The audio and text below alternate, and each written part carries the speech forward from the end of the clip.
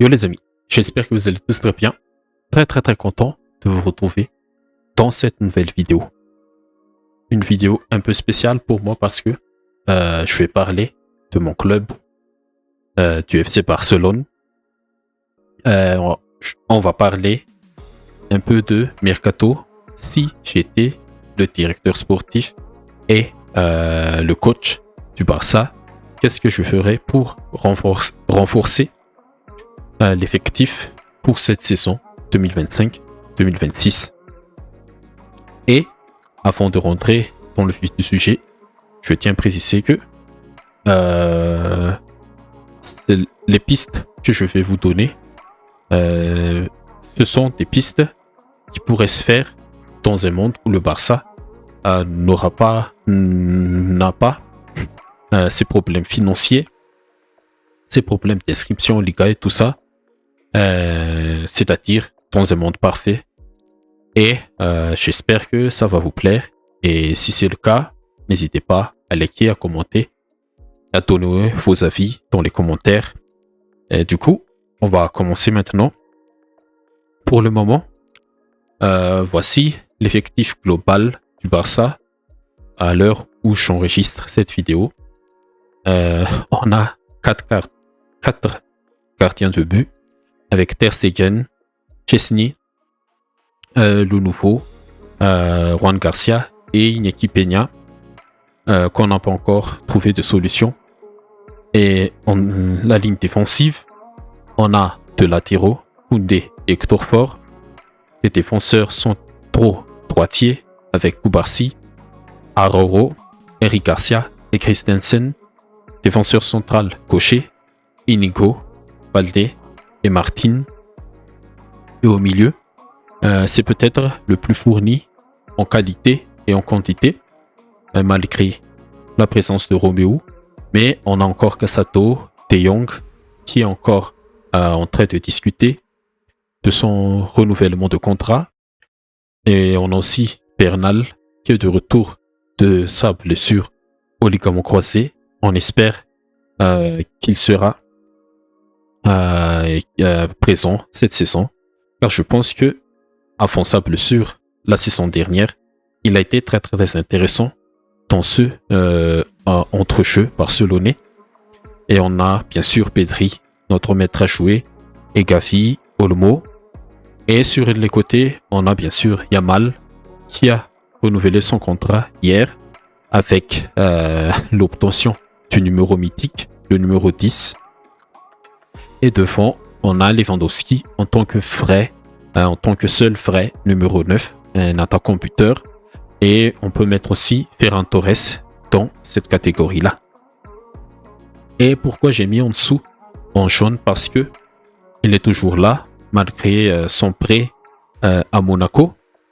Et au niveau mouvement pour le Barça, on a déjà fait quelques opérations. Pablo Torre, l'arrivée bien sûr de Partey. Oui, je ne l'ai pas mentionné ici, mais il est là en tant que backup de Yamal. Et en dessous, en prêt à Monaco, Noah Darvik, qui est transféré à Stuttgart. Les jeunes comme Astralaga, Carito, Astralaga en prêt à Granada et Carito, départ en transfert gratuit chez Eibar.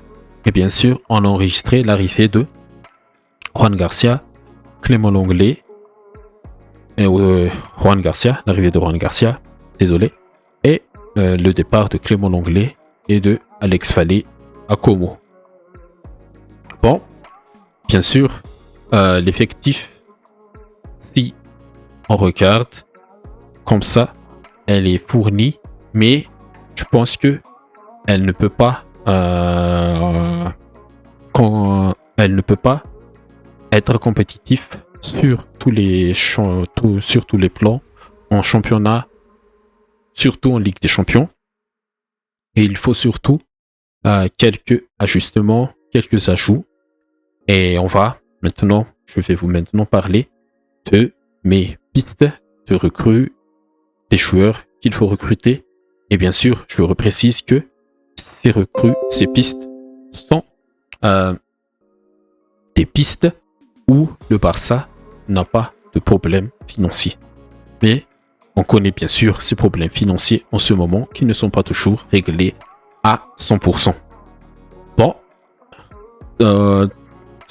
sur les gardiens de but, bien sûr, on a 4, mais on n'a pas besoin.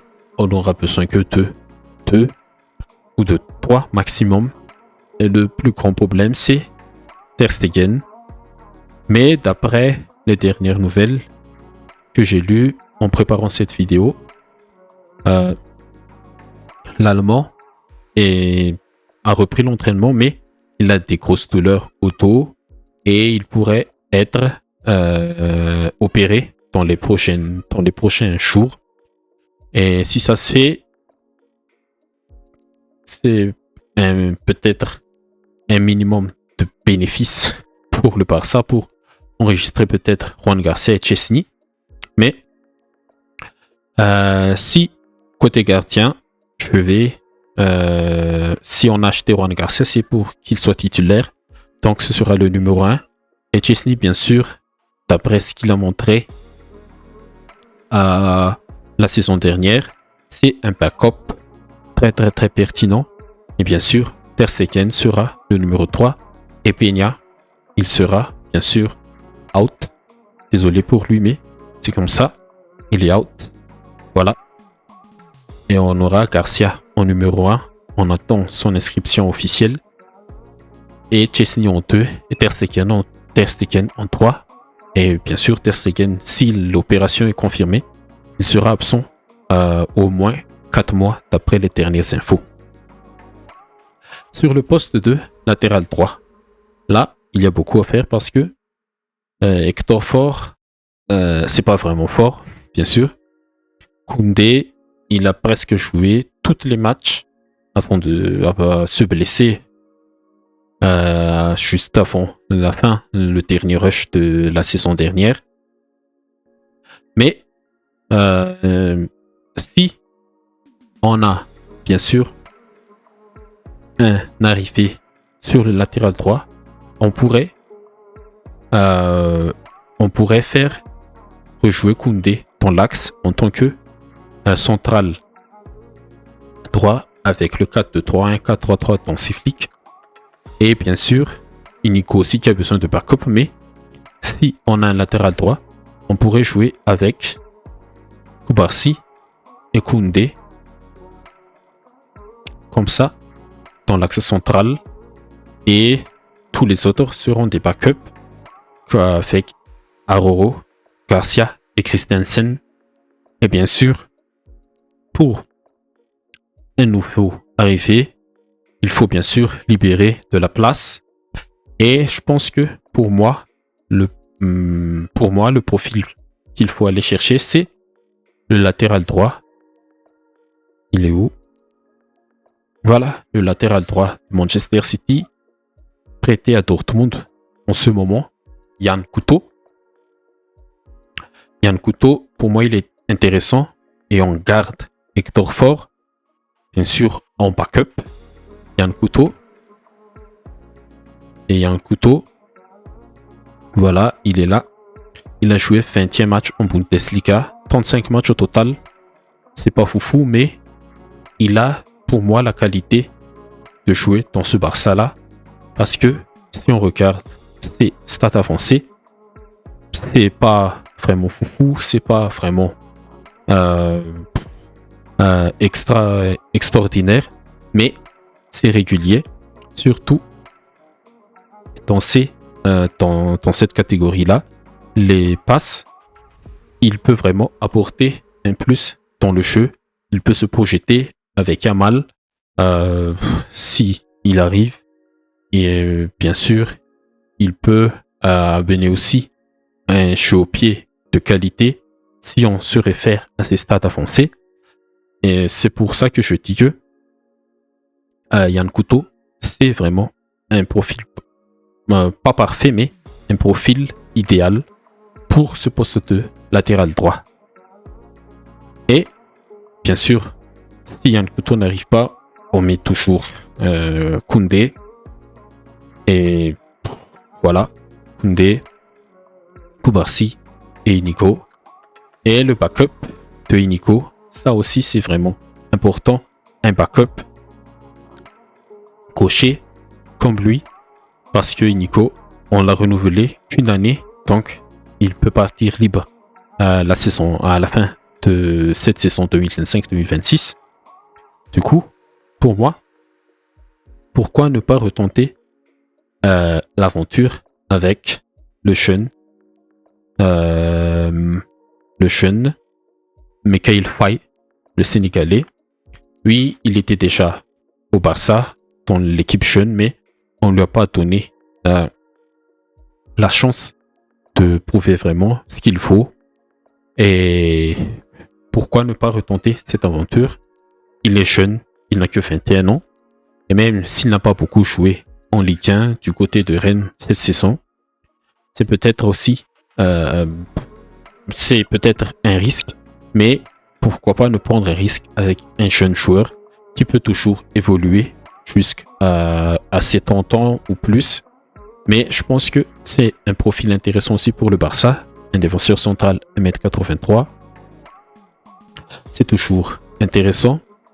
Et si on se réfère aussi à ses stats avancées, c'est un plus ou moins bon défenseur dans les duels, dans les tacles, dans les interceptions, lecture du jeu. 86 sont-ils top 10, top 20 dans les interceptions. Peut-être qu'il a un bon lecture de jeu. Le tacle aussi. La passe, bien sûr, c'est l'un des qualités premières pour jouer au Barça. Être bon, balle au pied et sur les relances parce que ce sont nos premiers relanceurs, les défenseurs centraux. Et oui, et lui aussi, il est polyvalent. Même s'il est défenseur central de un métier, il peut jouer à gauche aussi si Baldé ou Martin n'est pas là, en doublure, en couverture de Baldé et de Martin. Et sur le côté gauche, bien sûr, pourquoi pas essayer de ramener aussi un ancien de la maison, Grimaldo en backup de Baldé. Et peut-être que Martin sera envoyé en prêt ou vendu. Mais d'après les dernières nouvelles aussi, l'équipe croit encore en lui. Et pourquoi pas ne pas lui donner le bénéfice du doute. Il a été intéressant offensivement en backup de Baldé, mais défensivement, il faut qu'il travaille un peu plus pour être vraiment un concurrent direct à Baldé. Mais Grimaldo, lui, il est très très intéressant. On l'a vu du côté de Leverkusen. Un latéral gauche, un piston gauche, très très très offensif, qui a joué plus de 3000 minutes la saison dernière sous les ordres de Xabi Alonso. Mais si on regarde un peu ces stats avancées là, c'est vraiment un latéral fait pour le Barça, un latéral offensif qui va amener plus de largeur sur ce côté gauche, comme Baldé le fait, bien sûr. Mais regardez, ces stats avancées offensivement, c'est l'un des meilleurs pistons latéral gauche qu'on a en ce moment. Et bien, je l'aime bien aussi. Et il a aussi une patte gauche très très très intéressant. Ça pourrait servir sur les coups de pied arrêtés. Et donc, pour moi, si vraiment on a ces trois-là, pour moi, les joueurs out seront Martin, bien sûr. Dans un monde parfait, je répète, Gérard Martin, il sera out. Et Christensen, il sera aussi out. Et on aura encore Aroro et Eric Garcia. Mais je pense que si un club s'intéresserait à Aroro avec une somme de plus de 70 millions, je pense que je m'enverrai aussi à Roro et j'aurai cette ligne défensive-là pour la saison 2024 à 2025-2026, désolé. Et voilà pour la ligne défensive. Et au milieu, bien sûr, il faut enlever. Et le premier, ce sera Romeu. Parce qu'on a déjà De Jong et Bernal. Mais la question se pose aussi pour Cassato. Et j'ai vu que Chelsea s'intéresse à lui. Peut-être si Chelsea s'intéresse à lui, c'est que peut-être que Enzo Fernandez aussi est dans une discussion de départ. Des clubs s'intéressent aux champions du monde argentin. Mais je préfère garder Cassato et envoyer Cavi en prêt. Pourquoi pas à Manchester City. Et voilà, ce sera nos milieux pour cette saison. Et si on reste dans le 4-2-3-1 ou un 4-3-3, je pense que on aura Petri et De Jong et Bernal en tant que numéro 6 derrière, devant la défense. Mais ce seront les milieux. Et Olmo, je le mets pas vraiment dans un poste de milieu parce que c'est vraiment un milieu faux neuf, attaquant, ailier, un peu ailier aussi, mais les milieux, ce seront les 4 là, les principales. Et malgré ça, on peut aussi garder Cavi pour un peu plus de profondeur dans l'effectif. Et en dessous, il est déjà en prêt à Monaco. Pas la peine de le mettre là.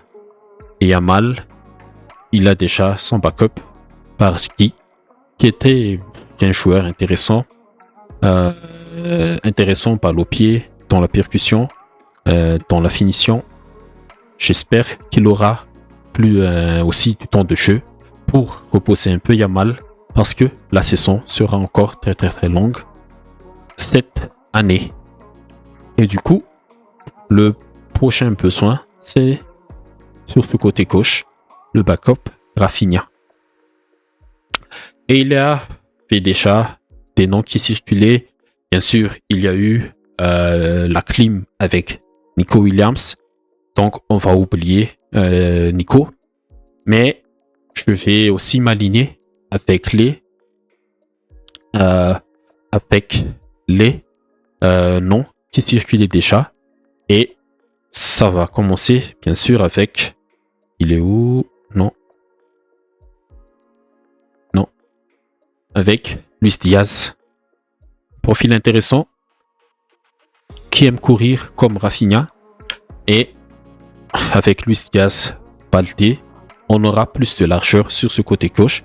Parce que on a vu aussi que Rafinha, il aime s'intercaler dans le demi-espace pour laisser ce côté gauche à Balde. Mais là, avec Luis Diaz, on aura peut-être un ailier qui va coller la ligne. Mais Luis Diaz, c'est vraiment un joueur intéressant. Et il est aussi un peu polyvalent, peut jouer dans l'axe et sur le côté. Il a joué plus de 3000 minutes aussi, 3336 minutes la saison dernière. Il a le bagage athlétique et physique pour jouer sur une longue saison. Et sur ces statistiques avancées, c'est l'un des ailiers qui performe sur la saison passée. Et c'était aussi l'un... Il a marqué combien de buts déjà? 13 buts, 7 passes D en Premier League pour un ailier. C'est des statistiques. C'est des bons statistiques. Et si on l'a, ce sera une très belle pioche dans ce système dans le système qu'Hansi Flick veut toujours mettre au Barça. Le deuxième, c'est bien sûr Rashford. Lui aussi, c'est vraiment un profil très très très intéressant. En ce moment, on a vu à Aston Villa, il a bien rebondi. avec les Villains et il n'en a plus aucun intérêt. Il n'a plus aucun intérêt à jouer pour Manchester United.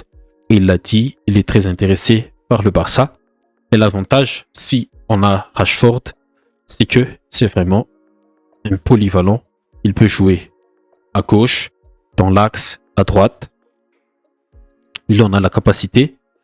Et par rapport à Luis Diaz, peut-être que on peut négocier le prix. Mais bon, je dis Dieu, on est dans un monde parfait où le Barça peut claquer 100 millions à chaque recrue. Mais je pense que Rashford, dans ce moment-ci, ça ne vaut pas 100 millions. Un 50, 60 millions, ça peut faire l'affaire. Luis Diaz, Liverpool, il en demande 80 millions. Je pense que c'est un peu trop pour moi. 50, 60 aussi. C'est déjà bien pour acheter Luis Diaz. Mais Rashford, si on met 50, 60, peut-être que United nous le laissera. Et si on revient un peu avec Rashford, il a joué 2440 minutes et ses statistiques avancées, il a eu un temps de jeu réduit, mais sur ce qu'il a montré en général, il a été très très très intéressant avec Aston Villa dans la moitié de cette saison 2024-2025. Et pourquoi pas, Rashford, ce sera une belle piste aussi pour renforcer ce côté gauche. Et un autre, c'est Lookman. J'ai vu passer que l'Inter peut proposer 40 millions. Donc, pourquoi pas s'aligner avec l'Inter et pour proposer un peu plus, 50 pour avoir les services de de Lookman. Un ailier très très très intéressant, percutant. Le petit problème avec lui, c'est peut-être son physique et aussi que cette saison 2025-2026, il y aura la CAN et si on a Lookman, il ne sera pas disponible pendant un mois et ça peut peser, mais c'est un profil intéressant, un ailier percuteur, un ailier, on va dire, bon, je sais pas, mais qui s'adapte vraiment au football d'aujourd'hui. Regardez ses stats avancées, presque tous offerts, les actions créées, les assists, c'est moyen, mais les buts, non-penalty goals, 98% sont-ils l'un des meilleurs. Et c'est vraiment un ailier intéressant et qui va aussi travailler beaucoup pour le collectif avec Hansi Flick. Et pour terminer pour moi, sur ce côté gauche, c'est un petit avis subjectif, si on peut dire ça. Le Turc Kenan Yildiz de la Juventus. Oui, il faut claquer de l'argent pour le sortir de là-bas. Mais je pense que lui aussi, c'est vraiment un ailier gauche intéressant. Il a joué... Combien de minutes il a joué? Il a joué plus de 3500 minutes dans ce Juventus malade avec Thiago Motta et après Igor Tudor. Mais sur ce que j'ai vu, c'est aussi un ailier qui s'adapte vraiment au football d'aujourd'hui. Un ailier moderne, c'est ça le terme que je cherchais tout à l'heure, moderne. Et pour l'histoire, on aura aussi un Turc dans notre effectif, comme le Real avec Arda Güler. Et si on se réfère aussi à ces statistiques avancées là, ils disent, je l'ai dit, c'était un jeu un peu malade cette saison, mais dès qu'il rentre, il apporte quelque chose de plus au collectif, au jeu des Turinois. Et bon, si je devrais choisir maintenant entre ces 4 pistes-là, je dirais que le plus l'option la plus possible en ce moment, c'est vraiment Rashford, parce que il a déjà mentionné ses intérêts de jouer à Barça, et vraiment, il est vraiment polyvalent à gauche, dans l'axe à droite, il peut jouer n'importe où sur cette ligne offensive, et niveau finance, ça peut aussi y aider l'équipe, et pourquoi pas juste un prêt avec option d'achat, mais si on a les tripes d'acheter Luis Diaz, on peut vraiment acheter Rashford au même prix, pourquoi pas. Et voilà, sur ce côté gauche-là, on aura bien sûr Rashford et Rafinha, Lewandowski et Ferran, et Olmo, Yamal, Bargi. Et voilà les amis, c'est l'effectif que pour moi je concocterai pour ce Barça 2025-2026. Et si je ferai aussi le 11 de départ possible avec ce qu'on a, ce que j'ai là, je mettrai bien sûr Garcia en tant que numéro 1. Si on a Yann Couto, Koubarsi, Koundé et Couto et Baldé. Et est-ce qu'on va jouer encore en 4-2-3-1 ou en 4-3-3? Peut-être que avec le retour de Bernal, et s'il revient très très très fort, on aura Bernal en tant que seul 6 devant la défense, et Pedri et De Jong un peu plus en haut. Et la question maintenant, c'est Lewandowski.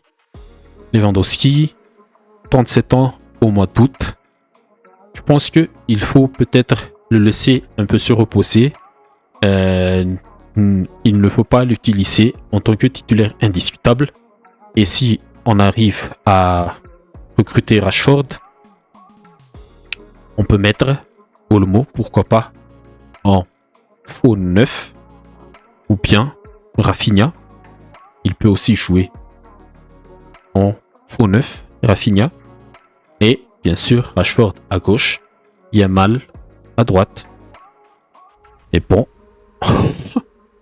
on a quand même une équipe très très intéressante comme ça.